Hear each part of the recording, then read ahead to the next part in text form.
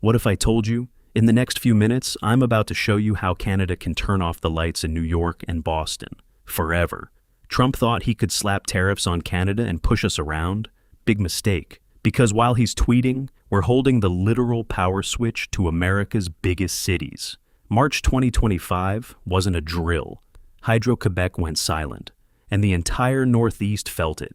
Washington keeps lying, saying we only send them 1% of their power. I'm about to destroy that number with cold, hard facts. Canada Strong isn't just a slogan. It's the leash around America's neck, and we're the ones holding it. Smash that like button if you're proud to be Canadian. Drop Canada Strong in the comments. And let's expose exactly how deep this power runs.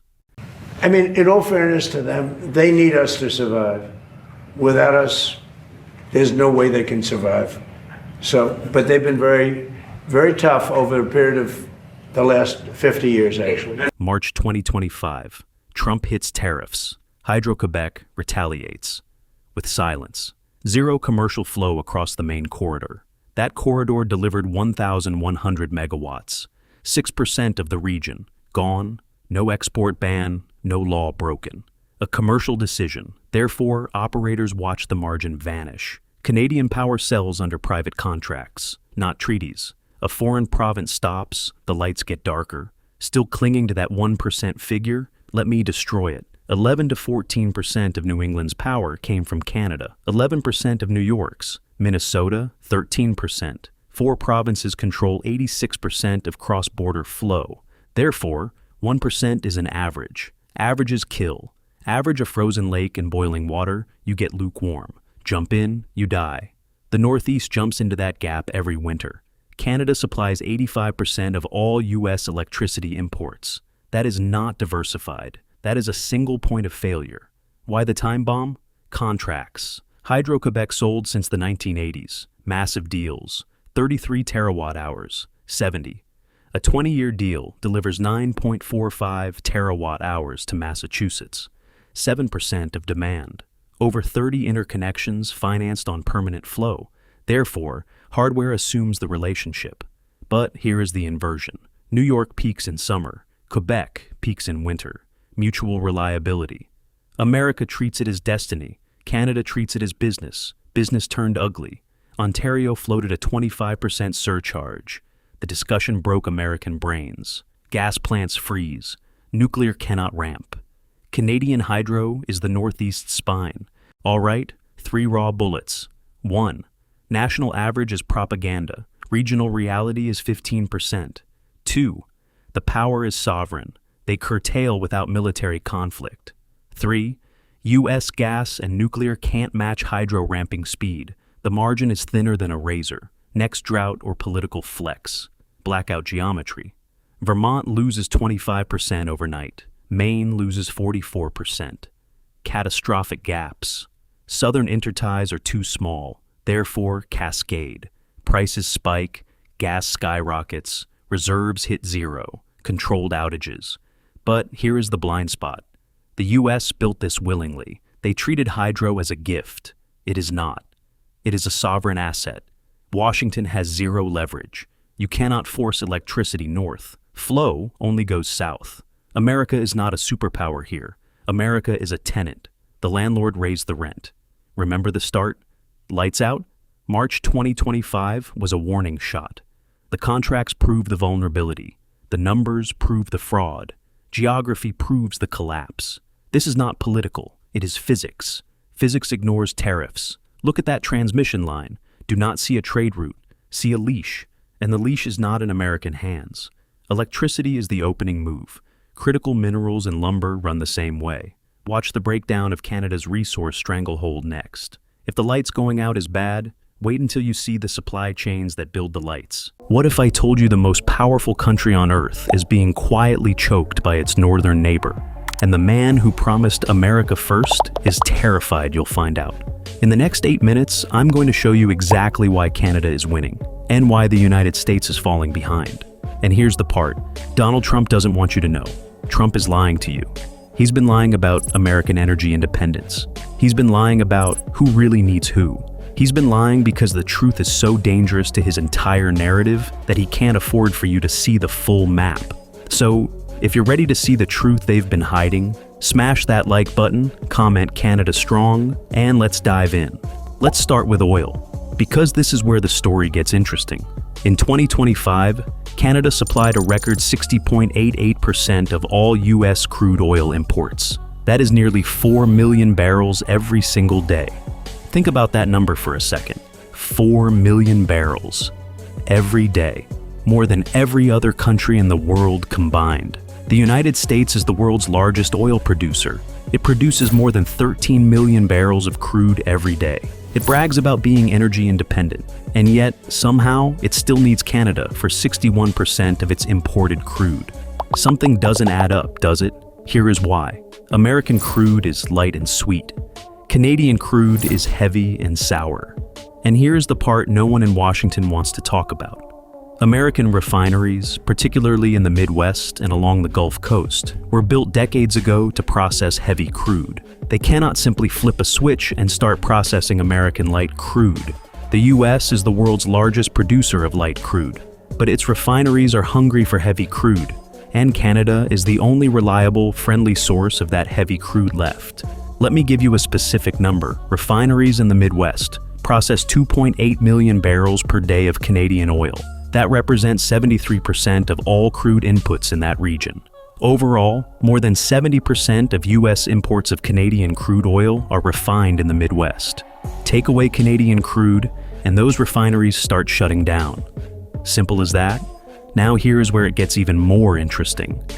U.S. shale oil production is projected to peak in 2027 and then begin a steady decline. The U.S. Energy Information Administration projects that after 2030, American oil production will decline faster through 2050 as the shale boom fades. Industry leaders are saying the same thing. The CEO of Occidental Petroleum told investors that the U.S. will likely see peak production between 2027 and 2030, followed by decline. The CEO of ConocoPhillips gave a similar timeline. So here is the uncomfortable truth. As American production declines, Canadian production becomes more, not less, essential. Here is the question Washington doesn't want to answer. Which American refineries shut down first if the pipeline corridor from Canada is ever politically or physically interrupted? How many jobs disappear? How much does gasoline cost at the pump? And the bigger question, how can the country that claims global energy dominance still require its northern neighbor for the majority of its imported crude? The answer is simple, because the myth of American energy independence is exactly that, a myth. Now, let's move from oil to something even more important for the future, critical minerals. The United States has a list of minerals it considers critical to national security. There are 60 of them. Canada holds economically viable deposits of more than half of them. Canada is the only Western country that possesses all the primary raw materials needed for advanced lithium-ion batteries within its own borders. Let that sink in. The only Western country with everything needed to build the batteries that will power the electric vehicle revolution and the defense systems of tomorrow. And here is the irony. The United States has all these minerals too. But American mining projects remain stalled in permitting and environmental litigation. In the U.S., it can take 10 to 15 years to permit a mining project. Meanwhile, Canada is actively developing mines and processing capacity. G7 countries have invested $6.4 billion into 26 critical mineral projects across Canada. And here is the part that will blow your mind. The United States is writing checks to accelerate Canadian critical minerals projects. The U.S. Defense Production Act is funding Canadian mines. The U.S. is paying for Canadian mining infrastructure. Why? Because America's own regulatory system has become so dysfunctional that it cannot get its own mines built. It needs Canada to do what it cannot do for itself. Here is the question. What happens to American electric vehicle production and defense manufacturing if Canadian critical mineral output scales up while American mines remain stuck in permitting purgatory? And the even bigger question, why is the United States paying Canada to develop its mining industry instead of fixing its own regulatory paralysis? The answer, because Canada is the only reliable, trusted source of these minerals outside of China. And everyone in Washington knows it. Now, let's talk about electricity, because this is where the leverage gets real. In June 2026, the Champlain-Hudson Power Express transmission line began delivering clean hydroelectric power from Quebec directly to New York City. This 339-mile transmission line is one of New York's largest infrastructure projects in 50 years. It delivers 10.4 terawatt-hours of clean energy per year to the New York metro area. That meets up to 20% of New York City's electricity needs. It can power 1 million homes. Let me put that in perspective. 1 out of every 5 lights in New York City is powered by Quebec hydropower. And it's not just New York. Hydro-Quebec also exports significant power to New England. A 25-year contract will deliver 9.5 terawatt-hours annually to Boston. The total exports to New York and New England combined, 20 terawatt-hours of clean electricity every year. These interconnections were built to help northeastern states meet decarbonization targets they cannot easily achieve with domestic generation alone. New York City has had to rely more on gas-fired plants since the closure of the Indian Point nuclear plant. Quebec hydropower helps fill that gap. But here is the catch. Quebec controls the flow. During extreme cold in January 2026, Hydro-Quebec temporarily suspended energy exports to Massachusetts just 1 week after inaugurating its new line. They needed the power for their own citizens. Here is the question. What happens to the Northeast U.S. power grid if political tensions escalate? What happens to electricity prices during the coldest weeks of winter if Quebec decides to keep its power for itself? Who ultimately controls the pace of decarbonization for the most densely populated corridor in America? The answer is not in Washington, it's in Quebec. Now, let's zoom way up north, because this is where the next great geopolitical battle is going to be fought. The Northwest Passage threads entirely through Canada's Arctic archipelago. Canada asserts full sovereignty over these waters as internal, historic waters.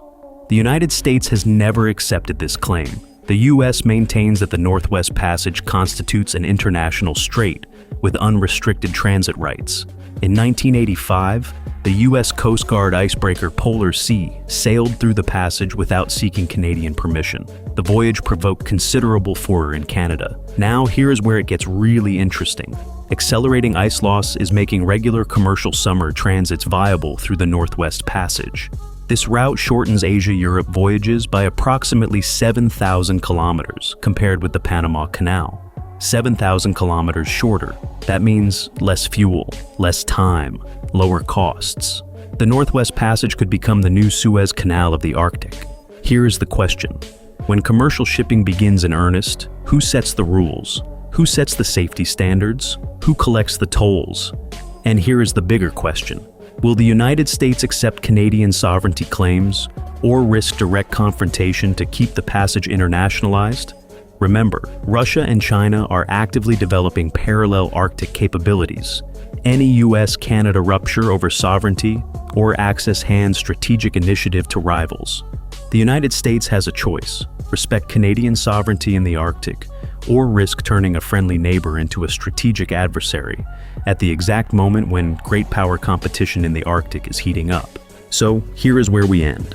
You have been told that America is self-sufficient. You have been told that Canada is just a sidekick. You have been told that the United States doesn't need anyone. The truth is this: 61% of American oil imports come from Canada. 20% of New York City's electricity comes from Quebec. Canada holds every battery metal America needs for its EV and defense future. And the new global shipping shortcut runs through Canadian waters. The United States cannot survive without Canada. Full stop. The question is not whether America needs Canada. The question is, what will America do when it finally realizes the truth? Because Canada knows. Canada has always known. And now, so do you.